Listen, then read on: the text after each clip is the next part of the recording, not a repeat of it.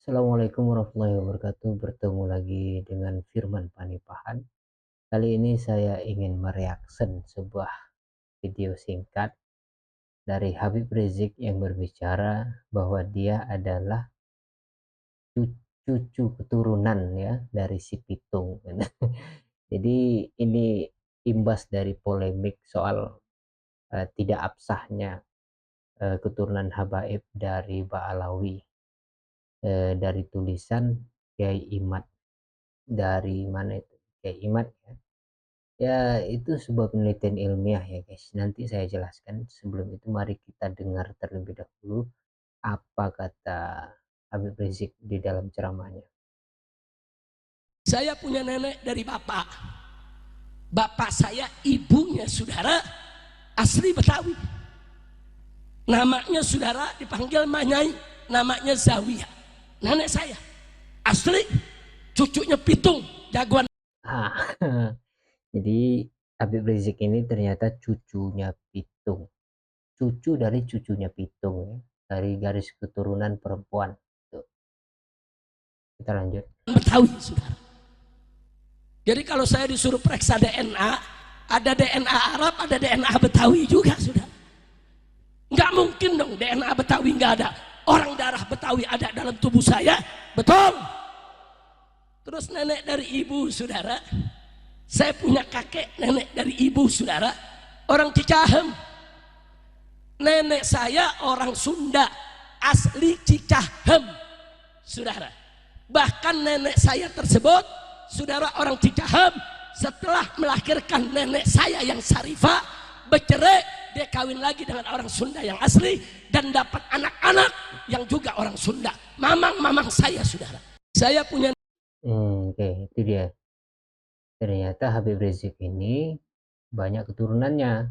Keturunan dari Cicahem Sunda, kemudian dari Betawi, keturunan Pitung juga ya.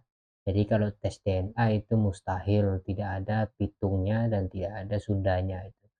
Ya emang benar begitu, tapi persoalan dari tesis Kiai Iman itu bukan hanya itu. Gitu. Banyak fakta-fakta yang menunjukkan kalau kita saksikan ya, kalau kita saksikan bagaimana Kiai Imad mempresentasikan itu misalkan di channel Roma Irama, dia berbicara dari mulai kegelisahan akademis tentang adab-adab habaib dari keturunan Ba'alawi itu tidak menunjukkan adab Rasulullah. Kemudian dia muncul kecurigaan, akhirnya dia bercerita dan mencari penelusuran akademis, dan itu penelusuran yang sah itu ya, penelusuran yang sah. Akhirnya dia bertemu pada satu kesimpulan singkatnya, Ba'alawi itu ternyata terputus gitu. Persoalannya bukan hanya tes DNA. Tes DNA itu bukan keahlian Kiai Imad, tapi itu hanyalah salah satu instrumen untuk pembuktian golongan darah. Tapi kalau Habib Rizik mengatakan itu tidak mungkin bercampur dengan keturunan Pitungnya atau keturunan Sundanya, ya pasti tercampur. Oleh karena itu bukan satu-satunya cara untuk melihat Ba'alawi itu nyambung ke nasab Rasulullah itu bukan hanya dari DNA, tapi juga fakta sejarah. Kemudian ada pembohongan sejarah terkait kuburan-kuburan palsu, kemudian pahlawan-pahlawan yang diba'alawikan dan sebagainya itu. Itu problemnya di situ gitu loh. Jadi selama problem ini tidak terjawab, maka selama itu juga Ba'alawi itu tetap dinyatakan tidak sah sebagai keturunan Rasulullah gitu. Kita tidak juga berarti ketika para habaib dari keturunan Ba'alawi ternyata terbukti secara historis sementara ini menurut Kiai Imad tidak tersambung atau terputus, itu bukan berarti kita membenci para habaib, tidak. Kita tetap takzim dengan ilmu mereka, kita tetap takzim dengan perjuangan mereka. Salah satunya Habib Rizik yang saya reaksi ini, saya tidak ada kebencian sama sekali gitu. Bahkan boleh kita cek sejarah gitu ya, bagaimana saya itu sangat mengagumi Habib Rizik bahkan sampai detik hari ini.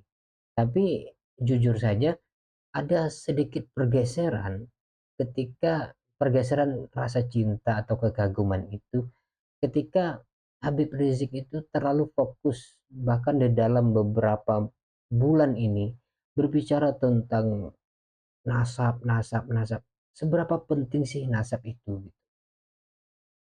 Seberapa penting? Itu satu pertanyaan. Oke, kalau itu memang penting banyak sekali dalil dan sebagainya dan apalagi keturunan Rasulullah yang wajib dihormati dan ada dalilnya. Tapi saya juga tidak hafal sebagai orang awam tentang itu. Oke lah, dikatakan penting misalkan. Kalaupun ada orang yang mengatakan itu tidak tersambung, kenapa tidak dibalas dengan penelitian ilmiah lainnya untuk menjelaskan bahwa itu tersambung dan kemudian jawab semua pertanyaan-pertanyaan terkait kuburan palsu, pahlawan-pahlawan yang dibalawikan seperti Imam Bonjol dan macam-macam lagi. Cut Nyadin juga disebut keturunan Ba'alawi kan, sementara sejarawan seperti siapa itu saya lupa nama ujungnya itu, Gonggong itu kalau nama pangkalnya itu, dia mengatakan itu bohong belaka, tidak ada bukti sejarah yang menyebutkan itu gitu. Nah ini yang perlu kita perhatikan dan tidak semata-mata lewat ceramah dari mimbar ke mimbar untuk menjelaskan turunan Ba'alawi ini adalah tersambung gitu kan.